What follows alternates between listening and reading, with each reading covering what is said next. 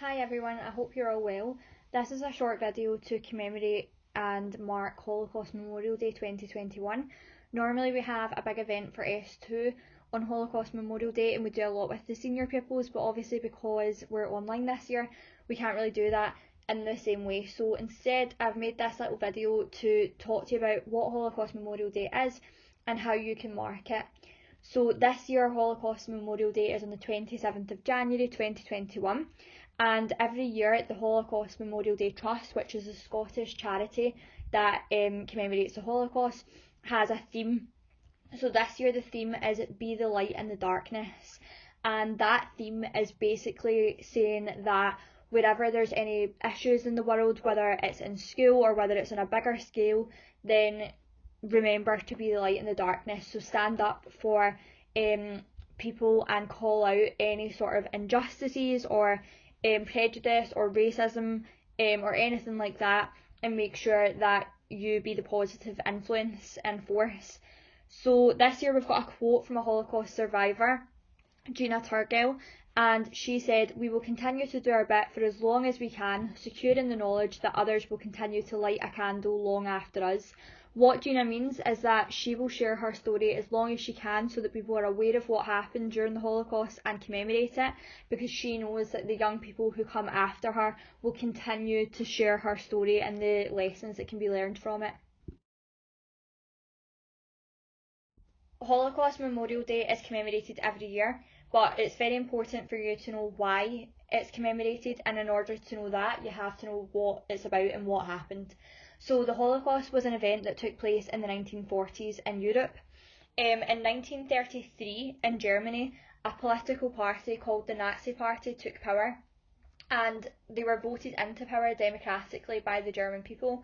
A lot had gone on before that led to them achieving power, and if you do history in S4 we do a full topic on this, so I'm not going to give you any spoilers there, but what you should know is that World War I had taken place between 1914 and 1918, and between 1918 and 1933 this new political party, the Nazi Party, rose to power within Germany.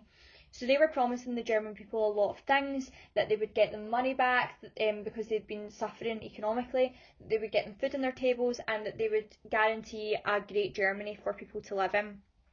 One other thing that the Nazi Party believed in was that they didn't think that Jewish people should have the same rights as other German people.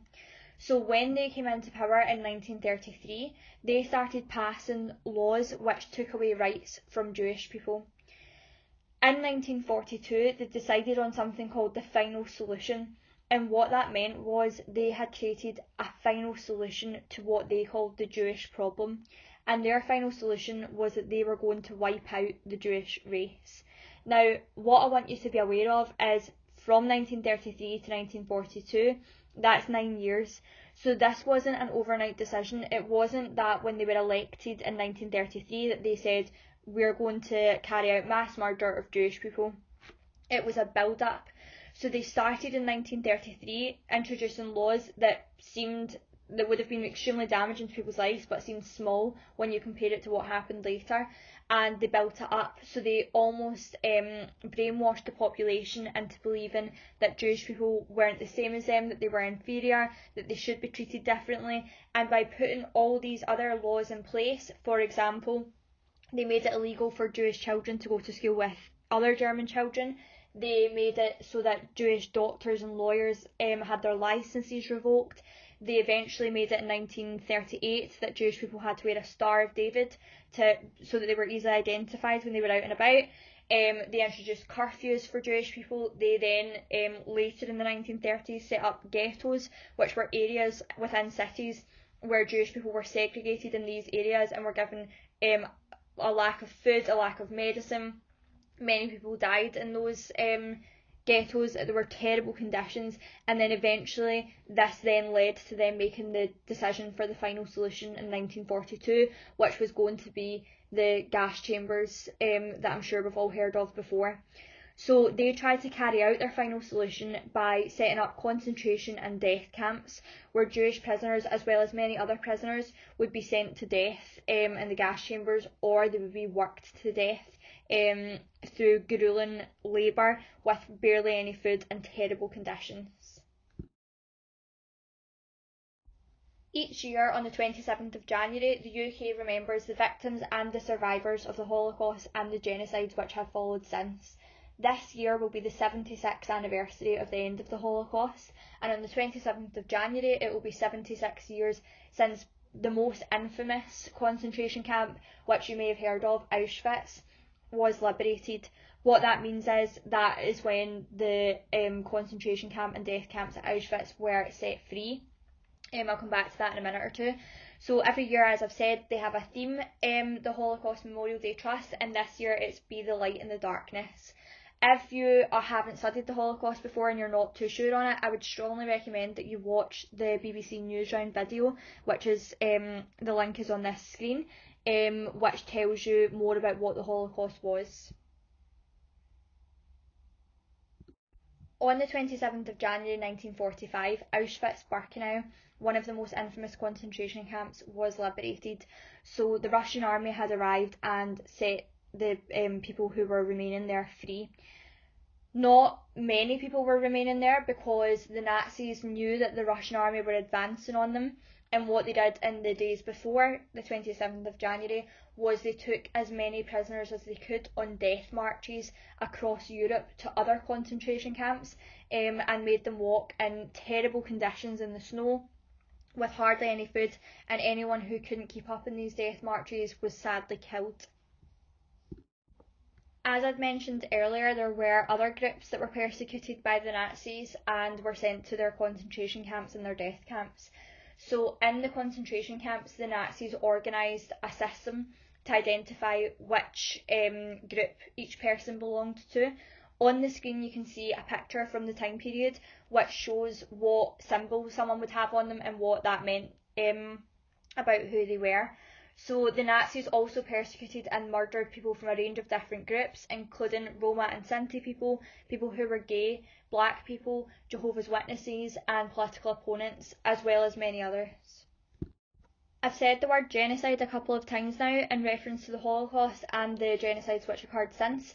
It's important that you know what that means. So genocide is when a group of people are targeted for destruction just because of who they are, such as their race or their religion, and unfortunately it's happened in many countries around the world, and unfortunately it's still happening today. The Holocaust Memorial Day Trust identifies 10 stages of genocide which are apparent in nearly every genocide. So the first few stages are identifying a particular group and making them stand out by giving them something to wear. So for example, the Jewish people in Germany were given the yellow star to wear. It might not always be that, but it's something that marks them out as different. Stages 3 and 4 are discriminating the group and also dehumanising them, and what that means is referring to them as things that aren't human, like rats or lice. Why they do that is so that other people can't empathise with this group anymore because they don't see them as human beings, and therefore if they don't empathise with them, it makes it easier for the perpetrators to commit horrendous acts against them and get away with it. Stage 5, 6 and 7 is getting ready for the genocide, and they do that through setting up places for people to go, like ghettos or concentration camps, and also through propaganda. Propaganda is when they spread false rumours and things that aren't true about people to make other people dislike them or agree with what the perpetrators are doing. Stage 8 is persecution, usually by law, where this group have their rights taken away from them. Stage 9 is extermination, where the group are unfortunately murdered. And stage 10 is denial. This is when perpetrators or people who agree with the perpetrators deny what happened, which is extremely damaging. And we're rightly shocked when we find out about what the events of the Holocaust were and that this could have been allowed to have happened. However, what you might not be aware of is there have actually been genocides since 1945. So in Cambodia there was a genocide between 1975 and 1979.